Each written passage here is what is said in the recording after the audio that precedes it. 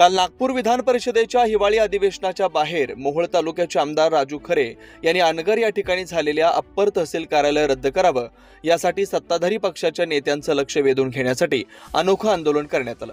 एवढंच नाही तर आपल्या पोशाखावर फ्लेक्स परिधान करत नियमबाह्य अप्पर तहसील कार्यालय हे कशा पद्धतीने चुकीचं आहे हे देखील सांगत रद्द करण्याची मागणी देखील करण्यात आली।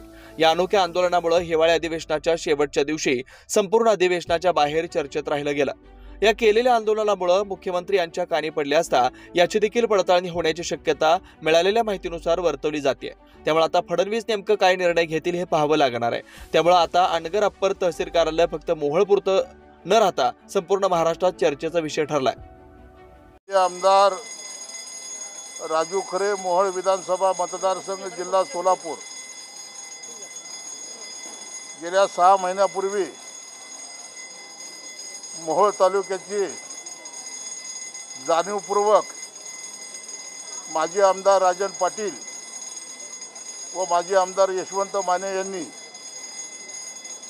अनगर नावाच्या तालुक्यातलं सगळ्यात शेवटचं गाव असणारं, परंतु गेली 50 वर्ष ही मोहोळची आमदारकी त्यांच्याकडे होती आणि सत्तेच्या जोरावरती गावातलं तालुक्यातलं शेवटचं गाव असणाऱ्या ठिकाणी तहसील कार्यालयासारखं कार्यालय नेण्यात आलं।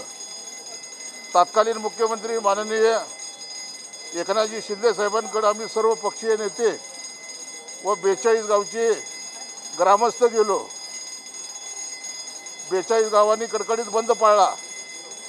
मोहोळ हे राष्ट्रीय महामार्ग क्रमांक 9 वर असणारं शहर आणि या शहराची बाजारपेठ उद्ध्वस्त करून तालुक्याच्या शेवटच्या गावाला केवळ माजी आमदाराचं गाव आहे आणि या सरकारला, शिंदे सरकारला, राष्ट्रवादी काँग्रेस पक्ष, शरदचंद्र आपलं अजितदादा पवार यांचा पाठिंबा असल्या कारणानं सदरचं कार्यालय हे नेण्यात आलं।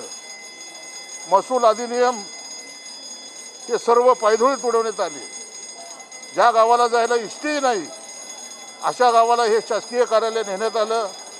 मोहोळची बाजारपेठ उद्ध्वस्त करण्याचं महापाप तत्कालीन माजी आमदार राजन पाटील व यशवंत माने यांनी केलं। माननीय मुख्यमंत्री एकनाथजी शिंदे साहेबांकडे 42 गावचे ग्रामपंचायतचे ठराव दिले।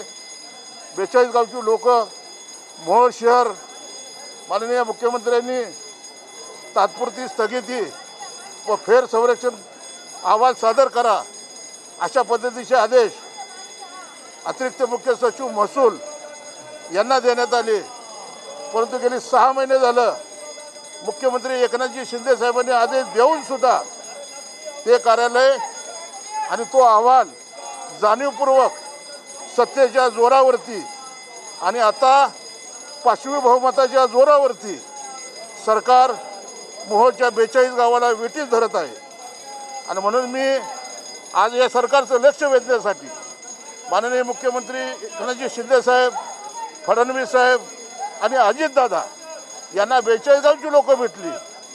आमच्या आया बहिणी शहरातनं गावच्या शेवटच्या टोकाला जाऊन उत्पन्नाचे दाखले, जातीचे दाखले, शेतीचे दाखले हे कसं घेणार, म्हणून हा जो निर्णय होता हा तुकलावी निजामी पाटीलकीचा हा निर्णय होता। आणि या निर्णयाच्या विरोधात गेली 50 वर्ष मोहोळमध्ये ज्यांच्या हातात सत्ता होती ती सत्ता 42 गावच्या लोकांनी ठरवलं आणि माझ्यासारखा सर्वसामान्य एक टांगेवाल्याच्या मुलाला मोहोळमधून आमदार म्हणून तब्बल 30,202 मतं देखील निवडून दिलं।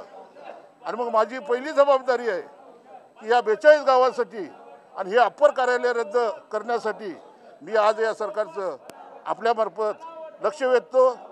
परंतु मी एवढं मात्र नक्की सांगेन की मी आंबेडकरी चळवळीतून आलेला कार्यकर्ता आहे। बाबासाहेबांच्या संविधानाप्रमाणे तुम्हाला मनमानी निर्णय अजिबात घेऊ देणार नाही। आता विधानसभेत आणि विधानसभेच्या बाहेर रस्त्यावर तुमच्याशी लढा हा आमचा ठरलेला आहे। धन्यवाद।